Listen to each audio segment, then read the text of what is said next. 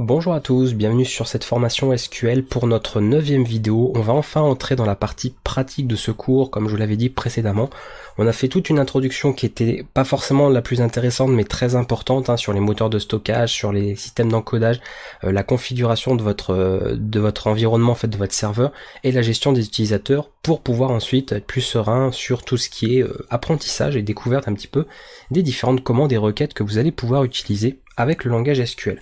Alors on va commencer tout doucement au débat à la lecture de données. Et pour ça, je vous propose dans la description de la vidéo de télécharger un script que nous allons importer. Un script qui sera complété au fur et à mesure, suivant les vidéos, s'il y a besoin de le modifier ou d'ajouter des choses, et sur lequel vous allez travailler pour exécuter un petit peu les commandes que nous allons aborder sur les vidéos du cours.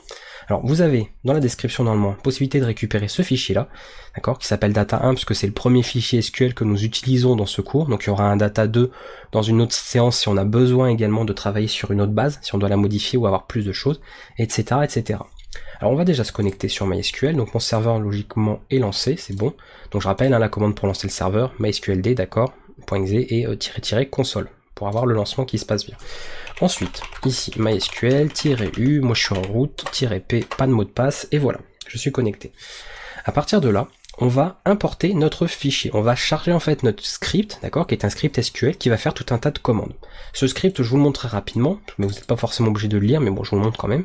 Il va tout simplement donc créer, alors il va faire du nettoyage si nécessaire, s'il y a besoin, et ensuite il va créer une base de données qui s'appellera fvdatabase, d'accord, donc on va ensuite pointer dessus. Et il va créer deux tables. Une table fvuser qui représentera des utilisateurs et une table fvproduce qui représentera des produits. D'accord? Donc c'est des choses très simples, il n'y a pas beaucoup d'informations, parce qu'on commence doucement, on verra si plus tard il faut rajouter des choses, mais par rapport à ce qu'on a fait dans cette vidéo, on a largement ce qu'il faut avec ces deux tables-là. Et ensuite, il ajoute quelques enregistrements, donc on enregistre des utilisateurs, on enregistre des produits, mais comme on n'a pas encore vu justement la création d'enregistrements SQL, c'est des choses que vous verrez plus tard, donc vous intéressez pas à cette partie-là. De toute façon, on l'a pas encore vu, on le verra bien après. Donc je ferme ce fichier et on va pouvoir du coup le charger. Alors pour charger ce fichier là, on va utiliser la commande source, d'accord, et ensuite le chemin vers le fichier. Donc si le fichier bien sûr est présent dans le même répertoire là, bin, ce qui serait bizarre, les binaires de MySQL, bon évidemment vous tapez le nom du fichier .sql si vous l'avez mis là, mais ce serait bizarre. Soit pour accéder au chemin du fichier, alors soit vous savez manipuler les chemins de fichier sur votre système et il n'y a pas de problème. Sinon, petite astuce au passage pour ceux qui sont sur Windows, quand vous êtes dans votre explorateur, vous cliquez à l'endroit où se trouve votre fichier, ici, et vous avez le chemin complet, d'accord, vers les répertoires. Et sinon, vous pouvez faire encore mieux, vous prenez en fait le fichier en question, et vous le glissez-déposez dans votre terminal. Je l'ai pas forcément dit sur d'autres vidéos de la chaîne, de la chaîne YouTube, mais c'est applicable bien évidemment sur, par exemple, le cours en C, en C++, en Java ou autre, quand vous avez besoin d'accéder au chemin d'un fichier pour de la compilation ou ce genre de choses. Donc c'est tout bête, très pratique, ça permet comme ça d'être sûr d'avoir le bon chemin. Alors à partir de là, et là par contre c'est la petite particularité, c'est que MySQL ne prend pas en compte les anti-slash, donc les backslash que vous voyez ici, il va falloir les remplacer. Donc ça éventuellement n'hésitez pas à faire un copier-coller de votre commande correcte, ça vous évitera comme ça de la retaper à chaque fois et de faire les remplacements. Donc je modifie toutes les parties ici, voilà. Parce que si vous mettez les backslash, ça ne marchera pas, il vous dira qu'il n'arrive pas à ouvrir le fichier et il vous indiquera une erreur. Donc il faut évidemment mettre les slash. À partir de là, on charge la commande, voilà. On n'hésite pas, parce que vous voyez que j'ai des petites erreurs ici et tout, à réexécuter le fichier, éventuellement plusieurs fois, pour être sûr que ce soit bien pris en compte, il n'y a pas de problème. Voilà, normalement après tout passe bien. Donc ça a fait tout ce que vous avez vu dans le fichier tout à l'heure, d'accord, toutes ces petites requêtes ici se sont exécutées, les unes à la suite des autres, d'accord. Tout est fait automatiquement, et l'avantage c'est que du coup vous allez pouvoir faire ce que vous voulez sur cette base de données, même plus tard si vous travaillez sur d'autres séances du cours, même si vous modifiez des données, que vous en supprimez tout ça par mégarde ou autre, c'est pas grave, quand vous voudrez revenir à une base de données propre comme on l'a ici au début, eh bien il suffira de refaire un source du fichier complet, donc plusieurs fois, éventuellement, et vous repasserez comme ça à une base réinitialisée qui a les données de départ. Comme ça voilà, tout sera dans le même état pour tout le monde, et vous pourrez comme ça travailler sur les mêmes informations. Ce sera aussi plus facile pour moi quand vous viendrez dans des commentaires demander de l'aide parce que vous êtes bloqué sur quelque chose. Comme on travaillera sur les mêmes données, ce sera évidemment plus simple pour vous aider. Voilà pour cette partie. Alors on est bon, maintenant on va pouvoir commencer cette lecture là. On va déjà vérifier que tout a bien été importé. Bon, j'ai évidemment testé mon script avant de faire l'enregistrement de la vidéo, sinon voilà, on aurait perdu du temps sur cet enregistrement. Mais on va quand même vérifier, c'est important. Donc première chose à faire, c'est déjà de vérifier que... alors, nous avons bien, bon, ici on a pointé sur la base de données, donc normalement on est déjà dessus. Donc logiquement, si on fait tables, on doit avoir les tables de fvdatabase. Voilà. Donc vous voyez, nous sommes bien sur fvdatabase, on a bien nos deux tables, ça a l'air d'être bon. Et ensuite on fait juste ça. Donc vous connaissez ces commandes, hein, je vous apprends rien maintenant. Donc on a apparemment tout ce qu'il faut pour les produits, et ensuite on fait describe fvusers, et on a tout ce qu'il faut aussi. Voilà, donc toutes les infos sont là. Encore une fois, très pratique en ligne de commande puisqu'il n'y a pas d'interface graphique, donc c'est plus rapide, et vous voyez que MySQL, ils ont quand même fait l'effort de bien présenter les informations sous forme de tableau, donc c'est vachement lisible, contrairement à d'autres systèmes qui seraient pas forcément aussi, on va dire, ergonomiques. Donc là, c'est quand même pas mal. À partir de là, nous allons passer à la lecture de données, on va voir déjà nos premières commandes. Il y a une première requête à connaître, une première commande en tout cas SQL pour lire de données, pour les sélectionner, pour les récupérer, qui est la commande select. Et ça va être la première chose à connaître, très importante, qui vous servira partout, quand même vous utiliserez les bases de données dans un autre langage comme PHP, Java, etc. Quand vous voudrez faire des requêtes SQL, et vous utiliserez principalement du select pour récupérer des données d'une base, et ensuite les afficher sur une page web, dans une application graphique, etc. Donc on a le select, et ensuite on va vouloir récupérer une information en particulier. Moi par exemple, pour mes produits ici, je vais récupérer le nom, d'accord? Je vais récupérer le nom de tous les produits qui sont enregistrés dans ma table FV Products. Donc pour faire ça, c'est très simple. Vous avez le select, vous mettez ensuite le nom du champ. Donc moi c'est product name, d'accord? From, le nom de la table, FV Products. Et on fait ceci. Alors petite parenthèse, vous avez vu un petit peu comment je nomme mes champs, etc. au niveau de SQL. En général, donc vous voyez, j'ai un nom de table qui a un préfixe, donc FV pour formation vidéo, hein, vous pouvez mettre ce que vous voulez.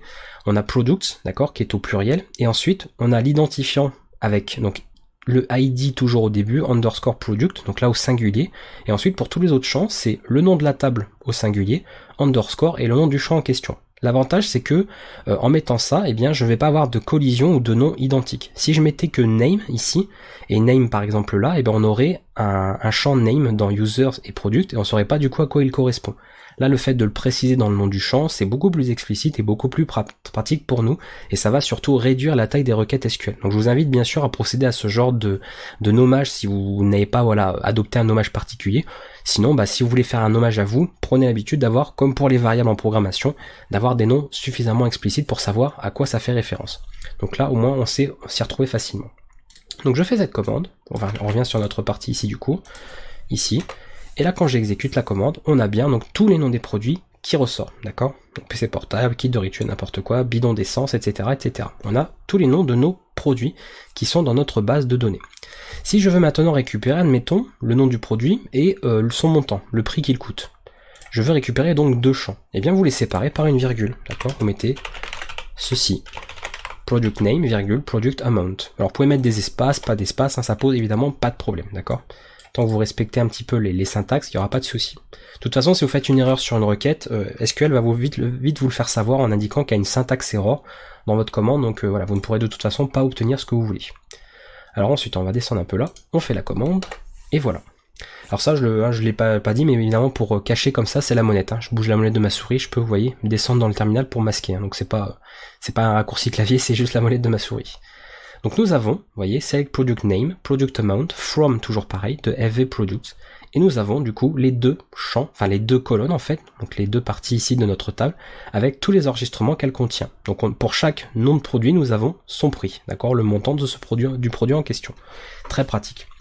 Maintenant, si nous voulons récupérer la totalité des enregistrements et de toutes les colonnes de la table, et ça vous connaissez un petit peu pour ceux qui font de l'informatique, nous avons le fameux symbole étoile qui veut dire all. Donc ça, normalement, vous le connaissez bien si vous faites déjà de la programmation ou autre. Et dans ce cas-là, en faisant juste, alors on va redescendre un peu aussi, hop, en faisant ça, on a toutes les informations qui ressortent. Voilà. Alors ça vous met d'ailleurs, vous voyez un petit peu le nombre de lignes, donc ça c'est rows, hein, c'est les enregistrements, d'accord? Il y en a bien 9, hein, on le voit avec l'identifiant, et en plus ça vous met le temps d'exécution qu'a pris la requête. Donc là on voit que c'est un quasi instantané, hein. Ça affiche pas il n'y a même pas de millisecondes, enfin c'est très très rapide. Donc on a toutes les infos qui sont affichées. Alors si vous devez afficher presque tous les champs d'une table ou autre, il est mieux d'utiliser ce joker là, d'accord, le select étoile, parce que souvent il y a des index qui sont déjà faits sur les bases de données et du coup les informations arriveront plus vite, plutôt que par exemple de dire je veux product name et product stock et product amount. Si vous voulez vraiment tout, autant mettre le symbole étoile pour optimiser votre requête. Donc n'hésitez pas à vous en servir. Et principalement, même quand on ne veut pas forcément tous les champs, on verra que dans une grande majorité des cas, utiliser l'étoile pour faire une sélection sera plus optimisé et plus rapide que de sélectionner des champs particuliers. Donc à vous de voir, bien sûr, tester sur des vrais cas concrets, des vraies bases de données, qu'est-ce qui est le plus rapide. Vous testez l'étoile, vous testez sans l'étoile, et vous verrez, de toute façon, ce sera affiché clairement, et vous verrez en fonction de la base et des données que vous avez, qu'est-ce qui a été retourné le plus rapidement. Ça dépend aussi de comment est enregistrée votre base de données au niveau du moteur de stockage, n'oubliez pas. S'il y a plein de lectures, on préfère un MyISAM, et si on va surtout faire des updates et des deletes, on préférera utiliser InnoDB. Mais tout ça, on en a déjà parlé dans des vidéos précédentes.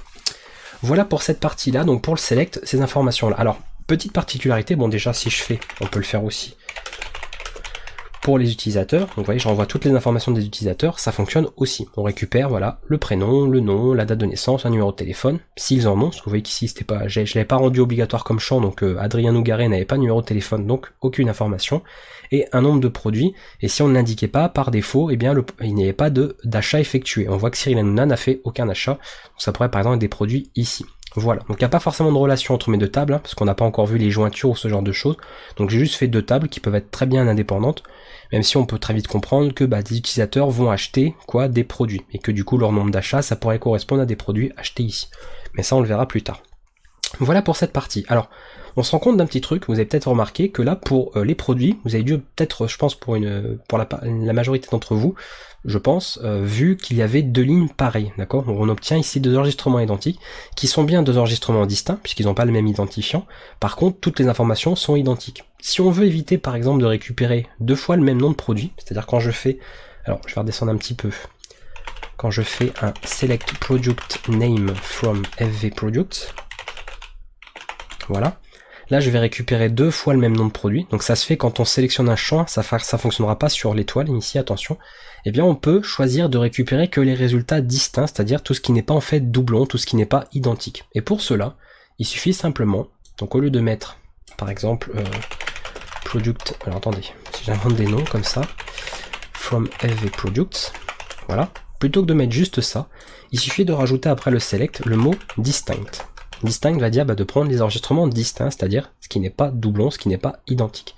Alors attention, si vous travaillez sur une base de données Oracle, Oracle apparemment n'aimait pas le mot distinct, donc eux, ils ont choisi à la place le mot unique. Voilà.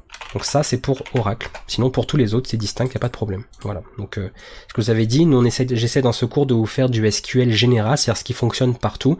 Et quand je vois qu'il y a des choses qui sont vraiment propres à MySQL ou propres à PostgreSQL, propres à SQL Server ou Oracle, etc., je vous l'indiquerai, mais pas forcément tout le temps. Mais j'essaie de toute façon au maximum de vous faire un cours SQL qui fonctionne sur tous les types de bases de données, même s'il y aura de temps en temps quelques exceptions, parce que malheureusement, chaque système de base de données a ajouté ses propres fonctionnalités, ses propres fonctions. Donc c'est bien parce que ça ajoute des trucs en plus, mais le problème c'est que du coup, c'est assez confus parce que les gens pensent que une fonction sur Oracle va fonctionner sur MySQL, alors que ce n'est pas forcément le cas. Et de toute façon, généralement, ça ne l'est pas. Donc faites attention à ça. Donc là, on fait ça. Et là, du coup, l'enregistrement, le retour des enregistrements sera différent. Là, on avait l'enregistrement en double et là, on ne l'a plus. Voilà. Donc si vous voulez récupérer aucun enregistrement en doublon, vous utilisez le mot distinct et vous ne l'aurez pas comme ça dans les résultats. Et on voit que là on a 9 lignes retournées et là avec le distinct on n'en a que 8. Donc ça effectivement retourner ce qu'il fallait. Donc ça c'est à connaître, d'accord. Vous savez maintenant comment récupérer, donc lire des données, d'accord, suivant des champs. Vous savez récupérer toutes les données, vous savez également éviter la lecture des doublons de ces données. Donc c'est des choses à connaître. Alors par la suite, évidemment, Select, on a vu vraiment que le début. Avec Select, on va l'utiliser sur plein de choses. On l'utilisera également pour faire des sous-requêtes, on va l'utiliser pour faire du filtrage, du tri de données, pour organiser les données dans un certain ordre. On va également comment faire des jointures, c'est-à-dire de créer vraiment des liaisons ou d'indiquer des liaisons entre plusieurs tables qui pourront par exemple s'enchaîner, en tout cas se lier entre elles. Exemple, tout bête par rapport à ce qu'on a ici, on va remonter là. On pourrait très bien dire par exemple, alors là on n'a pas forcément un exemple précis parce que c'est pas très clair, mais je sais pas moi par exemple dans la table user, alors c'est un exemple que je vous dis qui est pas forcément très intéressant mais c'est un exemple qui marcherait. On pourrait avoir un champ par exemple user last product, donc par exemple le dernier produit qui a été acheté, et dans cette valeur on aurait en fait un identifiant, ce serait l'identifiant d'un produit ici enregistré, d'accord? Donc là on aurait véritablement une liaison, c'est pas des choses indépendantes, c'est ce qui aurait dans le champ ici dernier produit acheté, serait directement comme un pointeur en fait une référence vers un identifiant du produit en question, qui a été le dernier achat de la personne, voilà, concerné. Donc là on pourra comme ça créer ce genre de liaison, de faire des jointures, tout ça, mais on le verra plus tard, hein, c'est pas pour tout de suite. Donc sachez qu'au niveau de SQL, on a vu que le début, et c'est pas parce que on a vu cette vidéo sur SQL que ça y est c'est terminé, on viendra plus dessus. Il y a évidemment plein d'autres choses à voir, on a également l'utilisation de fonctions, qu'on verra par la suite, qui sont plutôt utiles. Voilà, qu'est-ce qu'on peut voir d'autre aussi? Alors je vais peut-être pas s'arrêter tout de suite, parce qu'on peut voir qu'est-ce que je peux vous montrer d'autre avec le select? On va pouvoir parler des alias, on peut voir ça maintenant de toute façon, parce que c'est pas forcément lié à la lecture de données, mais c'est pratique à utiliser. Un alias, c'est simplement un renommage, d'accord, à la volée, de certains termes. On peut utiliser des alias sur des noms de champs, et on peut utiliser des alias sur des noms de table, par exemple. Vous voyez que quand je fais une commande, ici, le tableau, donc vous voyez au niveau des résultats, me retourne les noms des champs.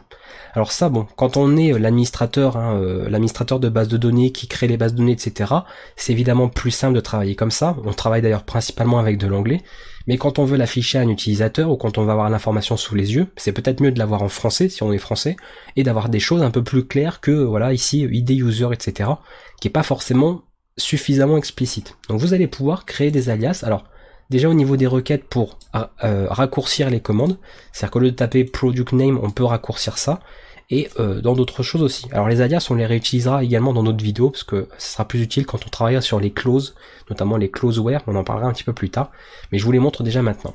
Pour faire un alias, donc c'est très simple, par exemple product name ici, je veux pas avoir à chaque fois à réécrire product name dans ma requête, eh bien je vais utiliser le mot as. Alors on n'est pas obligé de le mettre, normalement on peut mettre juste un espace en mettant par exemple ceci, mais moi je vous conseille d'utiliser le mot-clé as, comme ça on sait qu'on fait un alias. Et pour dire product name, son alias ce sera par exemple, je sais pas moi, alors j'en sais rien, je mets genre pn comme ceci, voilà. Et ça veut dire que si plus tard on a d'autres choses dans la requête, donc on l'a pas encore vu dans cette vidéo, on le verra plus tard dans la formation, et bien à chaque fois qu'on voudra refaire référence à product name, plutôt que de réécrire toujours ça dans la requête, d'accord, du coup vous voyez ça fait des noms plus longs, on pourra passer par l'alias, ce sera plus rapide, donc il n'y a pas de problème. Mais là, où c'est intéressant, en faisant ça, et là ça a une utilité par rapport au moment de cette vidéo, alors, on va dire au niveau où vous en êtes pour le moment sur SQL, c'est qu'en faisant ça, vous voyez que là, au niveau de l'affichage du résultat, il m'affiche l'alias. Donc je peux très bien du coup mettre une information plus intéressante, genre nom du produit.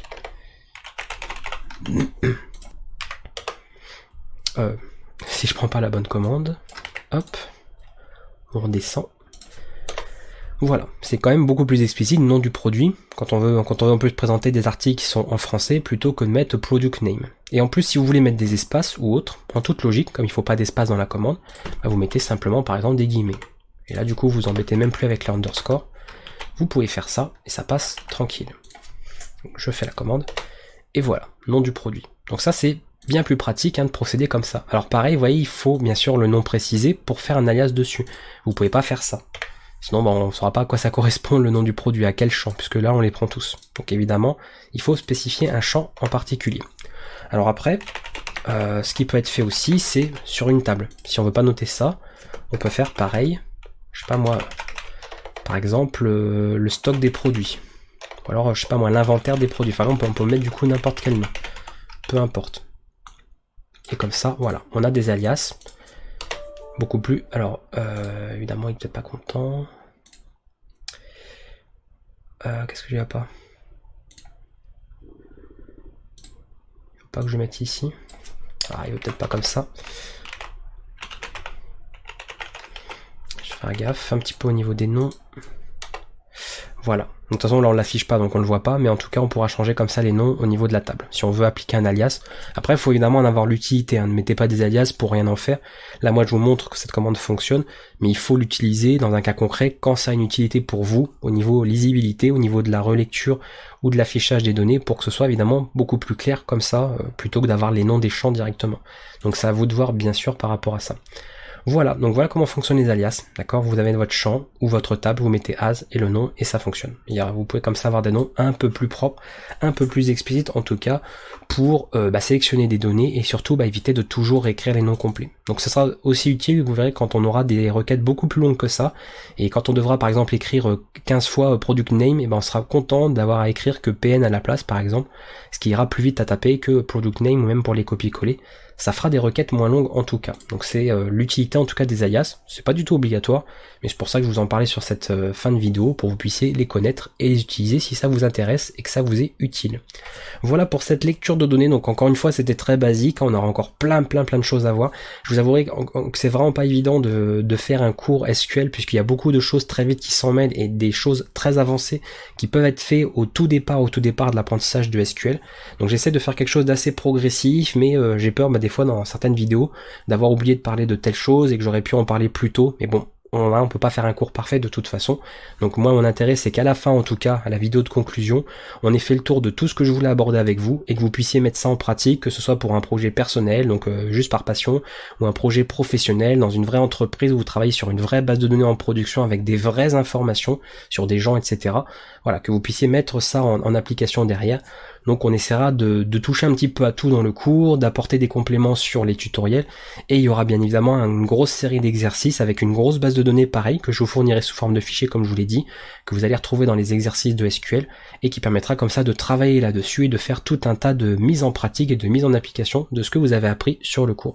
Voilà, voilà. Alors on va quitter du coup, ça fera un petit rappel comme ça, donc on fait un petit exit, d'accord, on quitte ici.